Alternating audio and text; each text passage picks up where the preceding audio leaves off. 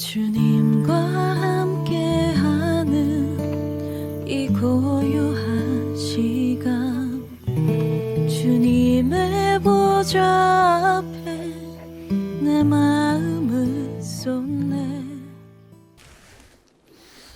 사랑하는 성도 여러분, 오늘도 새날 또 하나님의 은혜 안에서 살아가시는 새 아침 되기를 바랍니다. 특별히 오늘 이 아침에는 여러분들이 하나님께 드리려고 했던 기도들, 또 드리고 있는 기도들을 다시 한번 살펴보시면서 살아가시게 되기를 바랍니다. 하루하루가 늘 새날인데 그 새날 속에 하나님이 주시는 은혜도 새롭고 또 경험하게 하고 생각하게 하는 것들도 다 새로운데, 우리 성도들의 마음속에 오늘 하루 사시면서 하나님 무슨 일을 새롭게 하실까 기대하시고 또 소망하며 바라보시면서 새날을 살아가게 되기를 바랍니다. 기도하겠습니다. 하나님 고맙습니다. 새날을 열어주시니 감사합니다. 오늘 이 새날에도 하나님이 주실 은혜를 기대합니다. 하나님이 우리에게 새 힘 주시고 또 새 소망 주셨으니 하나님이 이 한날도 하나님이 그 은총 속에 우리의 발걸음을 인도해 주실 줄 믿습니다.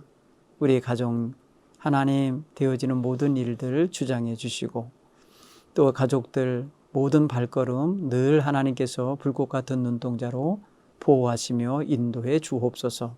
소망하는 일들 하나님께서 하나하나 진행되도록 도와주시고 시작부터 끝나는 그 모든 결과가 얻어지는 때까지 하나님이 함께해 주옵소서. 새해 하나님 저희들 소망 기도하고 있습니다. 그 소망 하나하나 하나님께 아뢰며 나갈 때에 진실한 마음으로 더 가까이 나가는 우리 성도들이 다 되게 해 주옵소서. 예수님 이름으로 축복하며 기도하옵나이다. 아멘. 찬송 함께 부르겠습니다. 찬송가 25장을 부르겠습니다. 찬송가 25장을 부르겠습니다.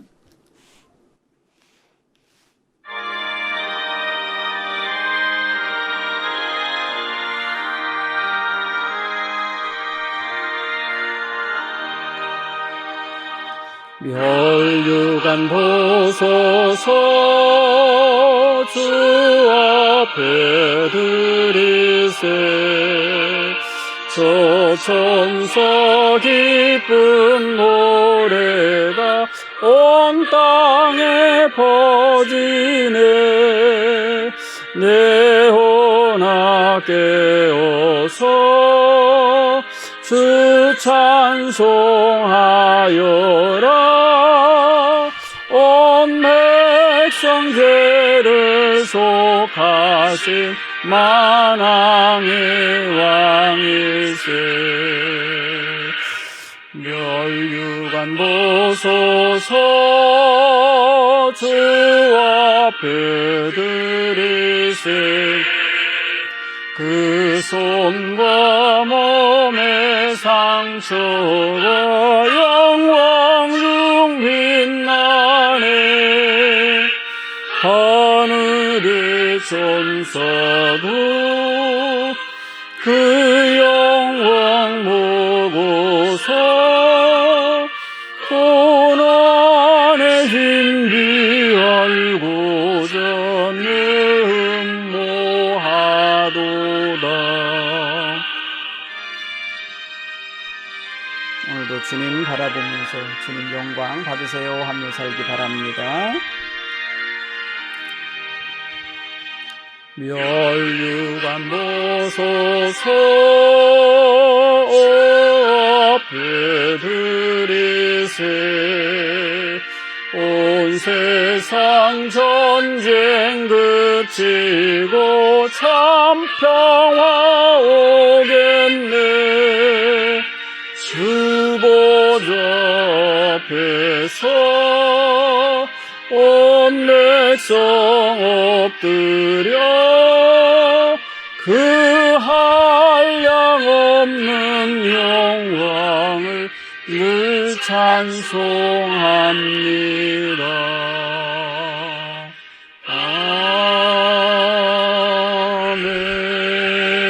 아멘. 오늘 오늘 주시는 하나님 말씀을 함께 보겠습니다. 하나님 말씀은 마태복음 2장 1절로 12절 말씀을 읽겠습니다. 마태복음 2장 1절로 12절 말씀입니다.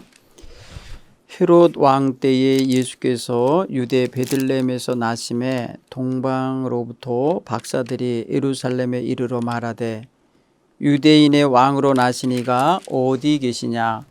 우리가 동방에서 그의 별을 보고 그에게 경배하러 왔노라 하니 헤롯 왕과 온 예루살렘이 듣고 소동한지라. 왕이 모든 대제사장과 백성의 서기관들을 모아 그리스도가 어디서 나겠느냐 물으니 이르되 유대 베들레헴이오니 이는 선지자로 이렇게 기록된 바 또 유대 땅 베들레헴아 너는 유다 고을 중에서 가장 작지 아니하도다. 네게서 한 다스리는 자가 나와서 내 백성 이스라엘의 목자가 되리라 하였음이니라 니이다. 이에 헤롯이 가만히 박사들을 불러 별이 나타난 때를 자세히 묻고 베들레헴으로 보내며 이르되 가서 아기에 대하여 자세히 알아보고 찾거든 내게 고하여 나도 가서 그에게 경배하게 하라. 박사들이 왕의 말을 듣고 갈새 동방에서 보던 그 별이 문득 앞에서 인도하여 가다가 아기가 있는 곳 위에 머물러 서 있는지라. 그들이 별을 보고 매우 크게 기뻐하더라. 집에 들어가 아기와 그의 어머니 마리아가 함께 있는 것을 보고 엎드려 아기께 경배하고 보배합을 열어 황금과 유향과 모략을 예물로 드리니라. 그들은 꿈에 헤롯에게로 돌아가지 말라 지시하심을 받아 다른 길로 고국에 돌아가니라. 아멘. 마태복음이 증가하는 두 번째 성탄절 에피소드입니다. 이야기인데요. 재미있는 이야기죠. 오늘 성경 보면은 헤롯 왕 때에 언제 헤롯 왕 때에 누가 예수님이 무엇을 했나 할 때 무엇을이라고 할 때 탄생 베들레헴에서 탄생이 이루어졌다 이런 얘기를 하려고 그래요. 우리가 잘 아는 이 동방박사 이야기로 우리가 이제 이해를 하면서 듣는 이 예수님 탄생 이야기인데 이 이야기 속에 우리가 좀 생각해야 되고 묵상해야 될 몇 가지 단어들이 있습니다. 그래서 오늘 새벽에는 그것을 조금 생각하면서 이 말씀을 묵상하는 아침이 됐으면 좋겠어요. 먼저 등장 인물을 조금 살펴볼게요. 헤롯이라는 사람인데요.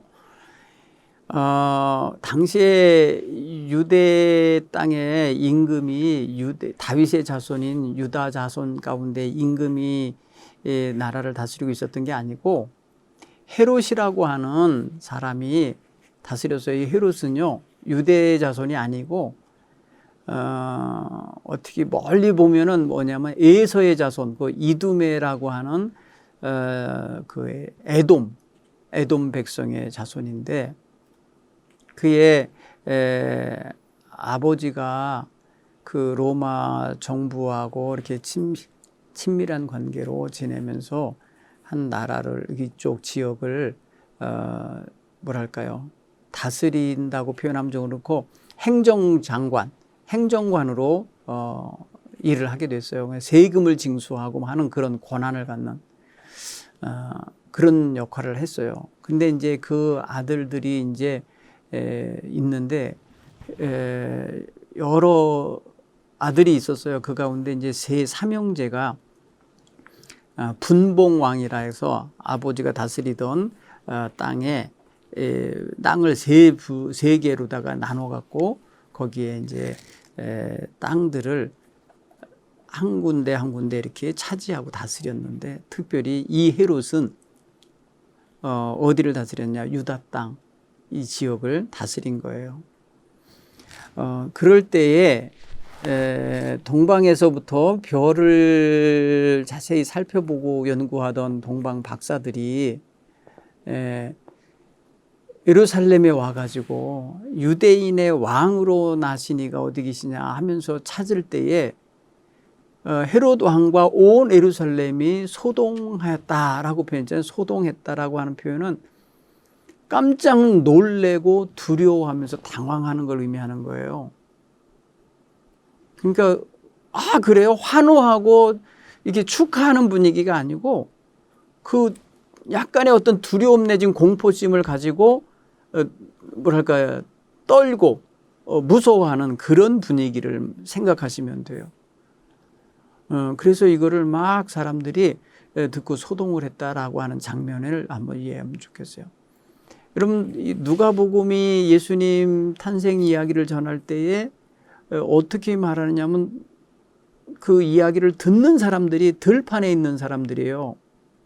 소외된 사람들이죠. 목자들이죠. 그런데 그들에게 전해주는 이야기는 천사의 소식이 뭐예요? 온 백성에게 미칠 큰 기쁨의 좋은 소식을 너에게 전하노라. 이렇게 기쁜 소식, 좋은 소식, 유앙겔리온이라는 단어를 썼는데 여기서는요. 듣고 소동하고 유대인의 왕으로 나시니가 어디 있느냐라고 할 때에 힘들어하는 사람들이에요. 누구예요? 보면 지배자들이에요. 왕과 왕의 측근들과 또 왕족들과 그 안에 예루살렘에 머물러 사는 귀족들과 하다못해 그 당시에로 보면은 이 예루살렘 성 안에 사는 사람들은 다 힘 있는 사람들이었거든요. 주로 이들이 다 두려워하다. 뭐 여러 가지 의미에서 두려워했을 거예요. 자기네들이 전혀 미처 모르는 소리, 듣지 못했던 소리, 알지 못했던 일, 예상하지 못했던 일이 주어졌다는 점에서 두려워했을 거고요. 두 번째는 헤롯 같은 경우는 자기가 지배자인데 또 다른 무슨 임금이 났다고 유대인의 왕으로 났다고 하는 이런 어떤 경쟁심 내지는 질투심 내지는 경계심이 작동해서 소동을 하게 됐을 거예요.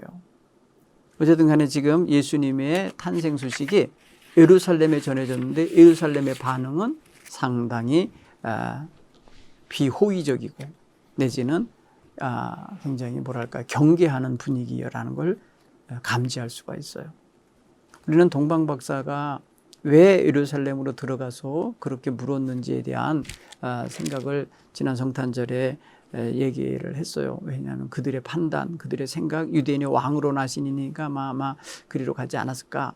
그러면서 별을 보지 않고 자기네 임의대로 판단하여 대낮에 결국은 큰 소동을 일으키는 백성이 됐다는 쪽에 주로 중심을 해서 말씀을 나눴는데 오늘 이 본문의 말씀에서는 우리가 또 새로운 각도로 생각을 한번 해봐야 되겠다. 어떤 부분이냐면 우리가 동방박사들이 여기 찾아온 이유를 얘기하는 거예요. 그 이유를 좀 생각해 봐야죠. 경배하러 왔노라 이런 표현을 써요. 경배. 여러분 오늘 동방박사들이 오는 것은 그 얼굴 확인하러 온 것도 아니고 선물 드리러 오는 것 그게 목적이 아니라 사실은 경배가 목적이에요. 경배는 뭐예요? 그 탄생하신 아기 그에게 자신들을 복종시키고 자신들을 그 앞에 엎드려서 그를 높이는 예배자의 모습을 말해주는 거거든요. 그래서 그들은 예수님께 경배하러 왔다. 예수님을 높이 찬양하며 받들기 위해서 왔다라고 하는 이런 의미의 단어를 쓴 거예요. 경배하러 왔다. 여러분 성경을 보면은요. 헤롯 왕이 동방 박사들에게 경배받았다는 이야기 없어요. 그렇죠? 헤롯 왕이 동방 박사들을 아련하게 할 때는 어떻게 했어요? 아무도 모르게 가만히 불렀어요. 가만히 불러서 자세히 물었다 그랬어요. 이건 굉장히 음모를 꾸미는 자의 모습으로 동방 박사들을 대면한 거예요. 가만히 불렀다는 것은 주변 사람 모르게 불렀다는 의미가 들어있어요. 은밀하게. 그러니까 이거는 대대적으로 헤롯 왕을 높이는 경배 의식이 아니었던 거예요. 그러니까 동방 박사들이 초점을 맞추고 있는 건 헤롯 왕이 아닌 거죠. 지금 현세에 있는 왕이 아니고 그 백성을 구원할 경배의 대상은 예수님인 거예요. 그래서 경배라는 단어는 지금 예수님께 향하고 있어요. 그런데 헤롯도 슬며시 말하는 거예요. 가서 자세히 알아보고 베들레헴에서 난다고 그랬단다. 잘 알아보고 나에게 가서 알려줘라. 그럼 나도 가서 경배하리라 라고 할 때에 그의 마음의 태도는 경배할 태도가 아니라는 것을 나중에 알 수가 있어요. 은밀히 자세히 물어보는 거, 별이 나타난 때가 언젠지 정보 파악하는 거, 그리고 너희들 경배하면 내게 와서 자세히 말해줘라. 그것 또한 정보예요. 정보를 알아내려고 하는 거. 이런 태도는 뭐예요? 나중에 유아 살해 명령을 내릴 때에 작동하는 걸 보면은 그의 마음속엔 진정한 경배자의 자세가 있었던 게 아니라는 걸 알 수 있어요. 여러분, 경배는요, 오늘 우리가 생각할 때 억지 예배가 아니라 능동적이고 자원하는 예배임을 말해주는 거예요. 경배는 자기 스스로 몸을 굽히는 거거든요. 누가 강제로 억눌러서 꿇리는 거, 무릎 꿇게 하고 허리 굽히게 하는 게 아니라 자기가 스스로 엎드려 절하면서 하는 예식이 바로 경배 예식이에요. 경배 자세예요. 그러므로 오늘 우리가 예배할 때에 먼 길 달려와서 예물 가지고 와서 탄생하신 예수께 경배하려고 하는 이 동방박사의 이 자세 속에서 참된 예배자의 자세를 배울 수 있으면 좋겠습니다. 올 한 해 여러분, 코로나19 때문에 하나님 전에 나와서 예배하지 못하는데 영상으로 예배할 때에 여러분의 마음이 정말 자원하고 정말 사모하는 마음으로 예배하는 자세인가 한번 보시기 바랍니다. 물론 이 새벽 기도에도 몇 명 안 보시지만은 저는 좀 안타까운 게 그런 거예요. 야, 시간이 갈수록 영상 예배가 길어질수록 우리 성도들의 예배 태도가 변질되겠구나. 그게 제일 걱정이에요. 사랑하는 성도 여러분, 능동적이고 자원하고 감동된 마음으로 경배하려고 하는 이런 동방박사들의 자세. 그들은 이 일념으로 왔잖아요. 그리고 헤롯 왕에게 가서 말할 때도 그렇게 말했고, 백성들에게 어디서 나섰느냐고 물을 때도 그런 이유로 물었고, 실제로 마리아와 아기가 함께 있는 것을 보고 가서 경배할 때도 정말 그들은 정성을 다하여서 진심으로 경배하는 태도를 보여주는 걸 보면은, 아, 우리 성도들이 예배라는 단어 하나를 사용할 때도 마찬가지지만은 특히 믿지 않는 사람들 가운데에서 예배에 대해서 말할 때는 그 예배가 얼마나 귀한 건지를 표현해낼 수 있었으면 좋겠어요. 생활 태도로서, 말로서, 그리고 행동으로서. 그래서 우리 동방박사가 예수님을 경배하러 오는 자세, 경배하면서 갖고 온 예물을 드리는 그 모습, 그리고 경배하면서 그 마음에 기쁨을 얻고 평화롭게 또 자기의 삶의 자리로 돌아가는 모습, 이 모든 것을 우리가 우리 자신에게 적용해서 예배 생활에 놀라운 변화와 또 이런 역사가 있게 되기를 바랍니다. 두 번째 이 본문에서 또 생각할 수 있는 게 하나님의 인도하심을 좀 생각하며 살았으면 좋겠다. 인도. 어두운 밤길을 별을 보고 왔던 동방박사들이 계속해서 그 별의 인도함을 받고 오는 것처럼 우리도 우리의 인도자가 되시는 예수님, 우리를 인도하시는 하나님의 그 은총을 늘 바라보면서 한눈 팔지 않고 하나님의 인도하심을 따를 줄 아는 이런 신앙 자세로 올 한 해를 살아가게 되기 바랍니다. 하나님이 우리를 인도하는 방식엔 여러 가지가 있죠. 말씀을 통해서도 인도하시고요. 꿈을 통해서 또 때로는 예배나 기타 기도의 시간을 통해서 우리를 복된 길로 가도록 인도하시고 깨닫게 해 주십니다. 그런데 우리가 흔히 이렇게 하나님의 인도함을 받던 삶에서 흐트러지거나 또 이렇게 곁길을 나가게 되는 거 이유가 있어요. 보면 대부분 하나님께 집중하지 아니하고 내 생각, 내 판단, 내 지식, 내 욕망, 내 계획이나 의도가 더 주가 될 때 하나님의 인도하심이 아니라 내 의지대로 하려고 할 때가 많다는 거예요. 아마 여러분 살아오면서 경험해 보셔서 아실 거예요. 인생은 내가 사는 거야. 하나님이 살게 해주시는 게 아니야. 이런 태도같이 보이면서 사는 거. 모든 걸 기도 없이 행동하고 말하고 판단하고 결정하고 살던 모습 있었잖아요. 그런 면에서 하나님의 인도함을 받고 싶은 마음으로 하나님 어떻게 해야 될까요? 어떻게 해야 될까요? 하나님 뜻이 무엇입니까? 이렇게 묻는 이런 태도는요, 여러분 신앙이 약한 게 아니라 이게 바로 신앙 좋은 자의 모습이에요. 하나님의 인도하심을 받으려고 하는 거. 여러분 다윗이 초창기에 임금이 되어서 나라를 다스리러 서기 전까지 그가 얼마나 힘든 삶의 시간을 보냈습니까? 그죠? 그 삶의 시간을 지날 때마다 자신의 행방을 결정할 때 하나님께 물어요. 갈까요? 말까요? 할까요? 말까요? 아니면 뭐 이렇게 어디로 어떻게 할까요? 뭐 이런 거 다 묻는 태도가 있어요. 그런 거 보면 참 예뻐요. 신앙생활을 그렇게 하는 사람은 참 예쁩니다.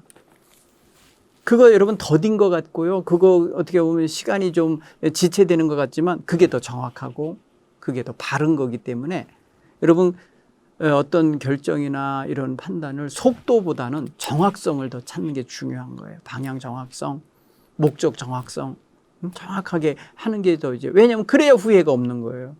조금은 늦어도 정확하게 가야죠.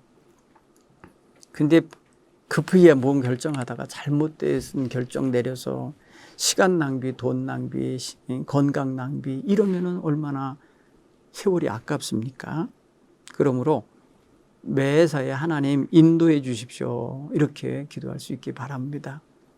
동방박사들이 먼 길 그렇게 하나님의 보여주신 별을 보고 잘 온 거죠. 왔다가 예루살렘에 와서 근처에 와가지고 별을 보지 않고 사람들의 소리에 귀를 기울이려 하다가 그만 소동을 일으켰고 많은 유아들이 죽을 수밖에 없는 그런 사건을 유발하는 동기를 제공하고 많은 이런 실수를 범하게 된 거죠. 사실 이들은 왔다가 그냥 사라졌어요. 갔어요. 그 다음 성경은 그 사람들 때문에 유아들이 죽었네 어쩌네 비판하지 않아요. 그들이 나타나는 것이 뭐 때문에 왔는지 이런 거에 대한 논평도 안 해요. 그들에 대한 건 그냥 그가 경배하고 왔다 갔다는 거예요. 경배하러 왔다가 갔다는 거 그 이야기만 해주고 있어요. 이 짧게 이야기하는 거 이 속에서 우리에게 주는 이런 강력한 메시지는 바로 하나님의 인도하심과 하나님의 지시하심과 하나님의 말씀하심에 귀를 기울이며 살아라 라는 거예요. 최종적으로 그들이 돌아가는 모습 보면 결국 하나님 말씀대로 가잖아요. 별을 보고 왔다가 갈 때는 하나님 말씀 듣고 가는 거예요. 헤롯에게로 가지 말고 다른 길로 가라 할 때 하나님 말씀대로 다른 길로 간 거예요. 오늘 저와 여러분의 마음속에 헤롯 왕의 말을 듣고 헤롯 왕에게 가서 헤롯 왕에게 인정받고 헤롯 왕에게 포상을 받고 돌아가는 길을 택하지 않고 그냥 하나님 명령을 따라서 다른 길로 가고 있는 이 동방박사 같이 하나님의 말씀을 따라서 자신들의 욕망이나 생각이나 또 어떤 다른 세상적인 요구에 휩쓸리지 않고 갈 수 있는 자세가 이게 바로 성도들의 자세입니다. 하나님의 인도함을 받고 사는 사람들의 자세. 사랑하는 성도 여러분, 그러므로 우리는 하나님 앞에서 올바른 예배자, 경배자의 모습과 올바른 하나님의 인도함을 따르는 하나님의 백성의 자세를 꼭 생각하며 사시는 올 한 해가 되기를 간절히 축원합니다. 기도하겠습니다. 하나님 아버지, 우리도 전심을 다하여 예수님께 경배하러 온 동방박사 같은 그런 자세로 예수님 앞에 나와 예배하기를 소원하게 하여 주시고 또 동방박사들이 정말 밤마다 어두운 길을 걸을 때에 하나님이 보여주시는 그 별을 보고 하나님 방향을 잡고 온 것처럼 우리 사랑하는 성도들로 올 한 해 내내 하나님의 인도하시는 거룩한 영적 사인들을 바라보며 걸어가게 하여 주옵소서. 방황하지 않게 하시고 길 잃어버리지 않게 인도해 주시고 마침내는 하나님의 말씀으로 사는 하나님의 백성들이 다 되도록 승리하도록 인도해 주옵소서. 예수님 이름으로 축복하며 기도하옵나이다. 아멘.